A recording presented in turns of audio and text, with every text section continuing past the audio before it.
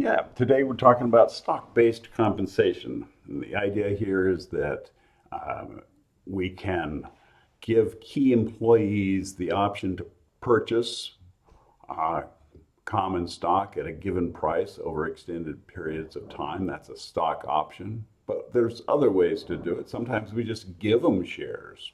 But usually there's a time element involved.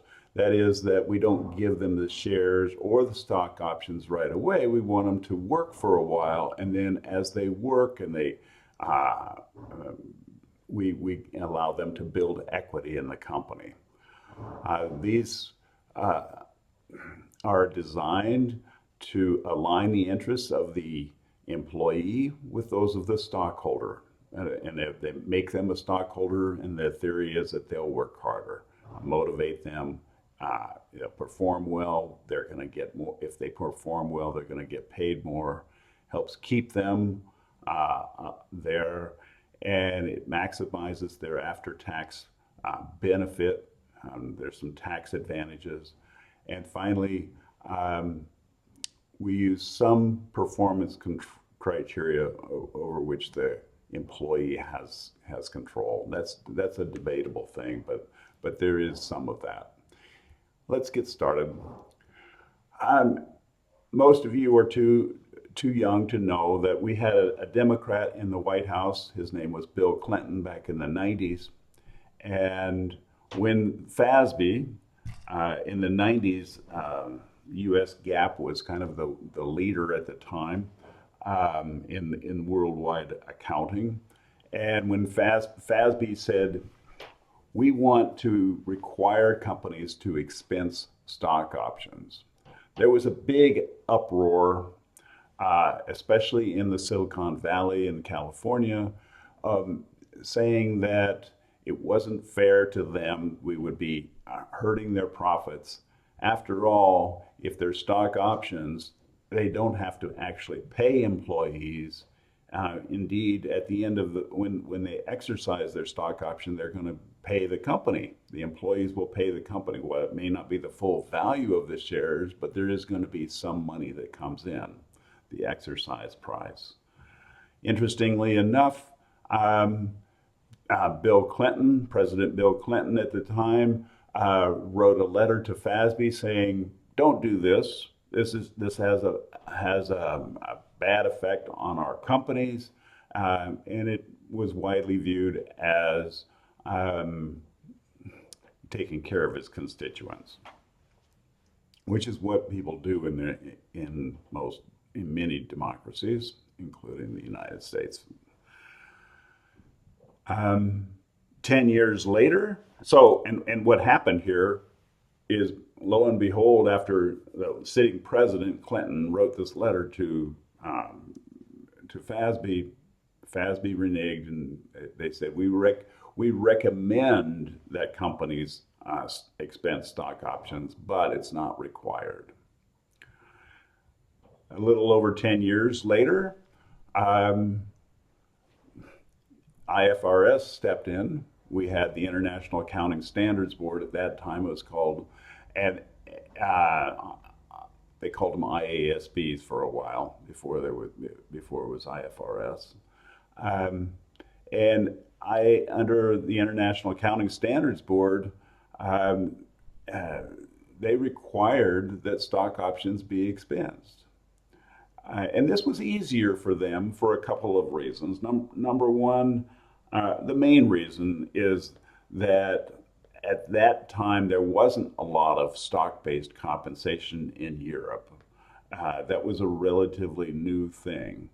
And the people that had stock options, therefore, were not as politically strong as the people that had them in the United States. But it added this pressure to the U.S. to follow suit. And one could imagine that this was a turning point when suddenly, until then, U.S. GAAP was the leader. And then in February of 2004, it became clear that they were not necessarily the leader anymore, because IFRS was coming, IASB was requiring companies to expense stock options. Notice that this was before 2005, when we really didn't even have a common requirement in Europe to follow IFRS. And so it was even easier because nobody was paying attention to it until 2005, when the EU decided that companies in the EU, public companies in the EU, should follow IFRS. Interestingly enough, this came up, and FASB was aware that the IASB was doing this, and the sitting president at that time was George W. Bush, a Republican. And this Republican, George W. Bush, actually wrote a very similar letter to FASB in 2002 and 2003. I forgot exactly when it was, but he said, don't expense stock options. It will hurt our competitiveness. It will make our high-tech companies not do so well. The interesting part of this is that both a Democrat, Bill Clinton in 1994, and George W. Bush in the early 2000s wrote these letters to FASB. But because of the IASB requiring stock options, at least that's my interpretation, stock options and stock-based compensation be expensed, it kind of rubbed the Americans' face in the mud. Suddenly there was a better accounting system out there, IFRS, than US GAAP. And as a result, in December of 2004, probably from competition from the IASB, FASB ignored the letter from George W. Bush and went ahead and said that stock options must be expensed. And it says down here, issuing 123R, that's the number of this requirement, brings FASB up to speed with the IASB, which also requires companies to expense stock options. In the end, there are a few differences, particularly as regard to handling income taxes, but they're very similar now. So let's talk about what a stock option is. Stock options allow employees to purchase shares at a set exercise price, subject to an agreement that the options cannot be exercised, sold, transferred, or pledged until vesting occurs. Let's talk about what is a stock option. So typically, a company will say, we're going to start a stock option plan, and we are going to give a certain class of employees, or even just one employee, say the CEO, a set of stock options. Say we give them 1,000 stock options, that is to acquire 1,000 shares at today's price on the date of the grant. And let's say it's $40 or 40 euro, and but they can acquire it at that price 3 years from now, as long as they're still working for the company. And so the idea is that if the stock price goes up from 40 to 70 or more, they can still acquire it at 40, and after 3 years from now, and it will be worth 70. And you say, well, 40 times 1,000, that's 40,000. But what if it's 40 times 1,000,000? That's 40 million. Many of us don't have 40 million. How are they going to fund that? Well, it turns out there's banks right across the street. the banks in these areas, where like San Jose, are keenly aware of this, and they are quite happy to loan you the 40 million so that you can go out and buy shares that are worth 70 million and repay them, sell them the very next day enough to sell 40 million worth and pay the bank back plus some fees, maybe a little bit of interest, and the employee ends up with $30 million of stock that could be sold or could be just left in shares. That's how a stock option works.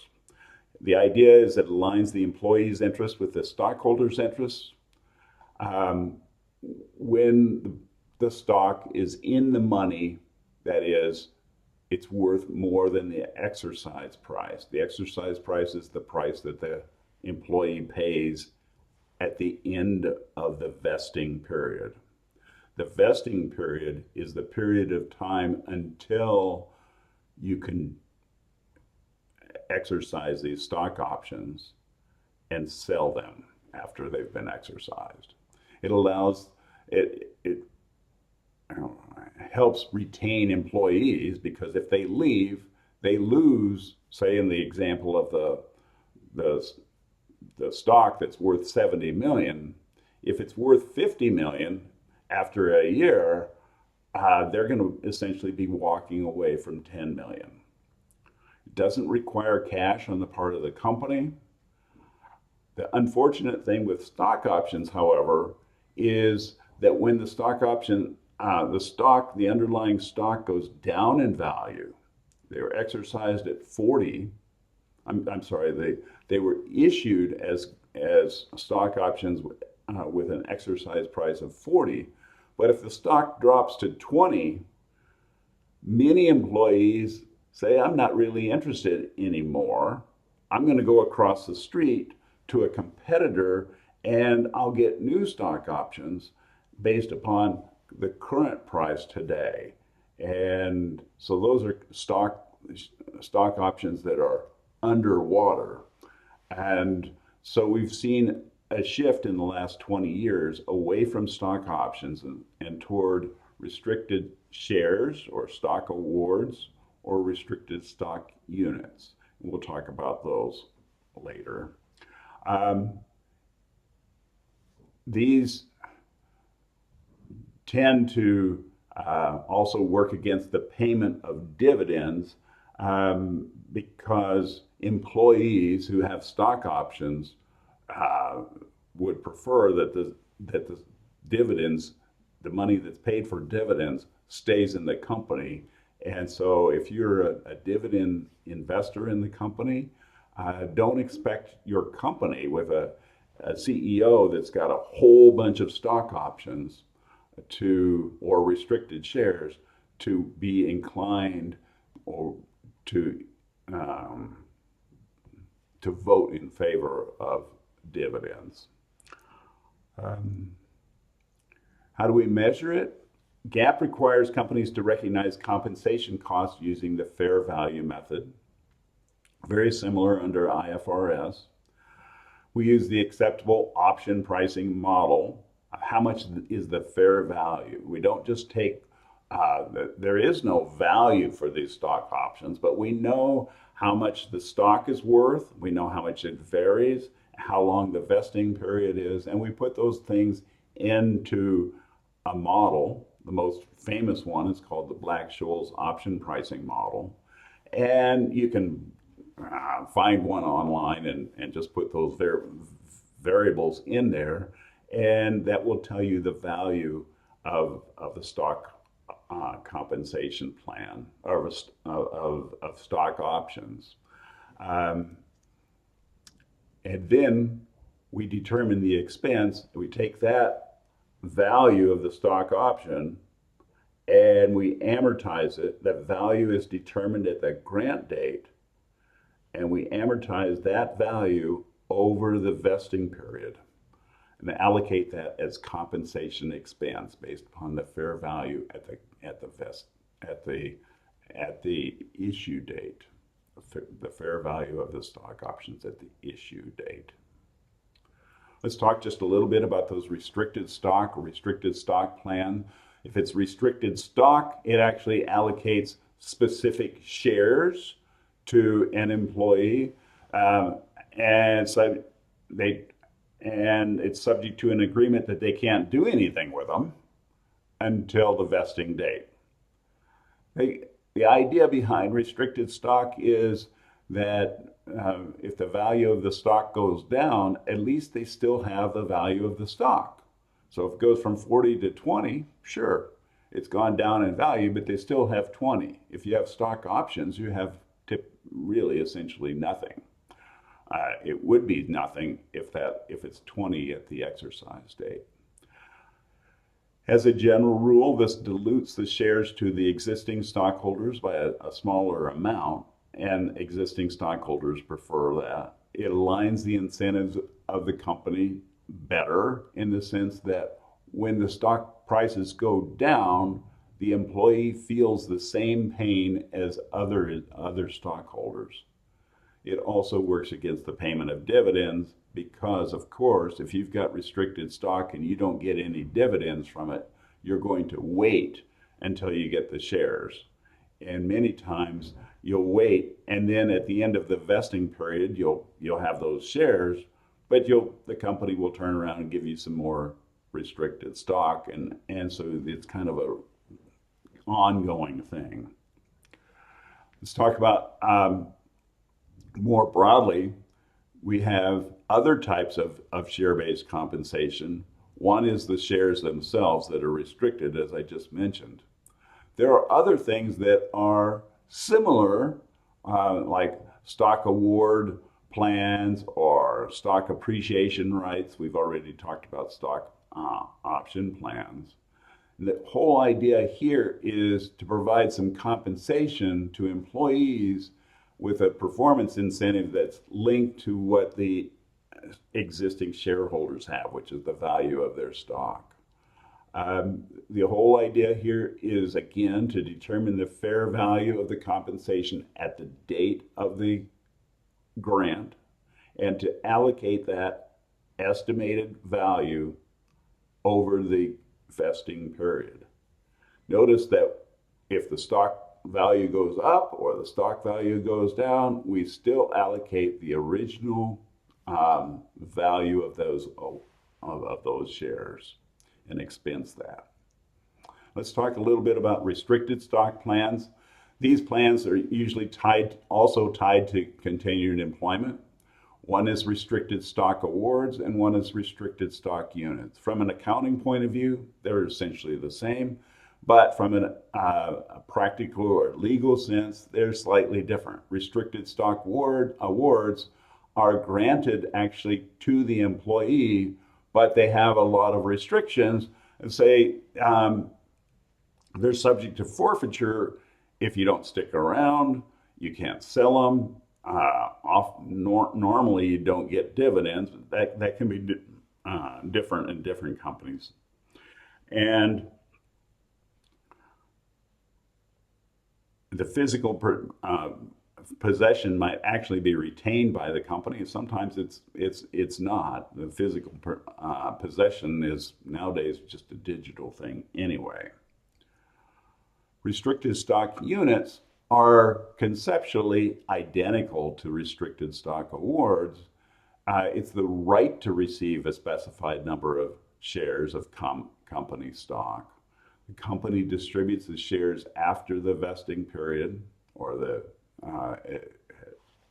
has been completed, and the recipient benefits by the value of the shares at the end of the vesting period. Just the same thing as if you actually gave them the shares, but here we're only giving them some symbol of that, and it's called restricted stock unit as opposed to the shares themselves.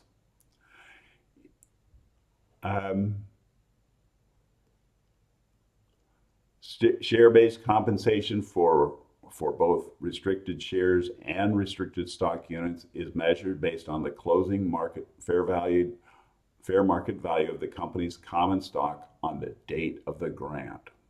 Notice that we don't have to use any Black-Scholes option pricing model or anything like that. We just use the fair value of the shares on the date of the grant, and then we're going to amortize that over the vesting period on a straight line basis.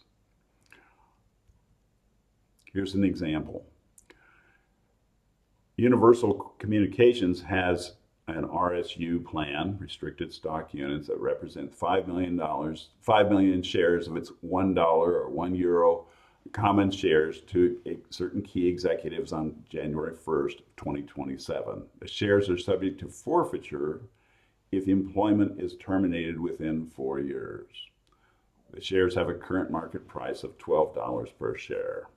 So first we're going to figure out the total value of the shares. We don't do anything in an accounting sense on the opening day, on the day that we grant these RSUs, but we do calculate the value. And the value is $12 per share times 5 million shares, or 60 million total. They gave this to key executives. We don't know who or how many, but the total value is 60 million. And that's going to be allocated over the 4-year period, 27, 28, 29, and 30. And so we take the 60 million divided by 4 is $15 million a year. We're going to debit compensation expense and credit paid in capital restricted stock. At the end, we will debit paid in capital restricted stock for 60 million and credit the common stock and the paid in capital in excess of par. And this entry is the same, whether it's restricted stock units or restricted stock awards. It's the same entry. So here's a concept check. Zharsana's Jewelers granted restricted stock units representing 120 million of its $1 par common shares to executives, subject to forfeiture if employment is terminated within 4 years. After the recipients of the RSUs satisfy the vesting requirement, that's the 4 years of continued employment, the company will distribute the shares. Common shares had a $5 market price on the date of the grant. The total compensation cost pertaining to the restricted stock units is, well, that's going to be 120 million times 5, or 600 million. There we go. Then we're going to allocate that across 4 years, and that is we're going to take 150 million each year for 4 years.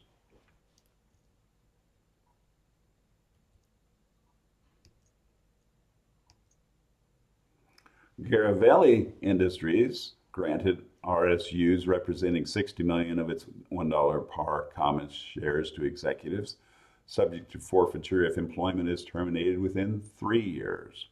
After the recipients of the RSUs satisfy the vesting requirement, the company will distribute the shares. The common shares had a market price of $8 per share on the grant date. Ignoring taxes, what is the effect on earnings in the year after the shares are granted? So now we're going to take the 60 million times 8 is 480 million, and we're going to allocate that over 3 years. And so 480 divided by 3 is 160 million. 160 million each year for 3 years. C is the correct answer there. And here's the calculation. Equally over the 3-year period, as 480 million divided by 3 is 160 million. Stock option plans. Here's an example. They give employees the option to purchase a specified number of shares at a specified exercise price during a specified period of time. These options are measured at their intrinsic value. And an option that permits an employee to buy a share of stock with a market price of $25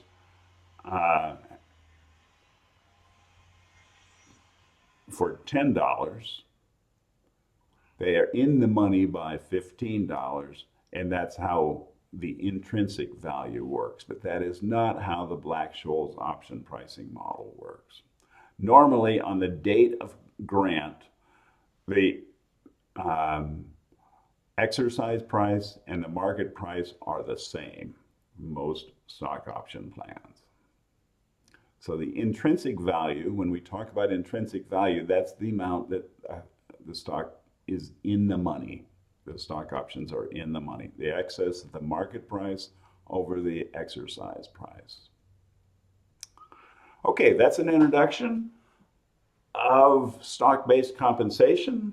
The main purposes of stock-based compensation, I would say, are to align the interests of stockholders and employees, to get the employees to really be working alongside the interest of the stockholders, to compensate employees when cash is tight. We find that employees are willing to accept stock options and stock-based compensation more generally if they're building a nest egg for themselves through the value of the company that they're working for. It also helps retain those valued employees because of that vesting period.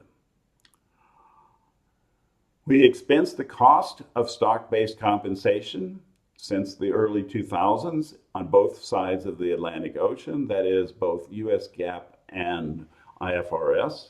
Even though no cash outflow occurs, there is a cost to the existing shareholders in terms of the dilution of their shares, or in the case of stock options, the expected dilution of their shares. We estimate the cost at the grant date, the cost of the stock options, stock-based compensation at the grant date. With stock options, we use some model, typically the Black-Scholes option pricing model. With restricted shares, it's just the value of those restricted shares at the grant date.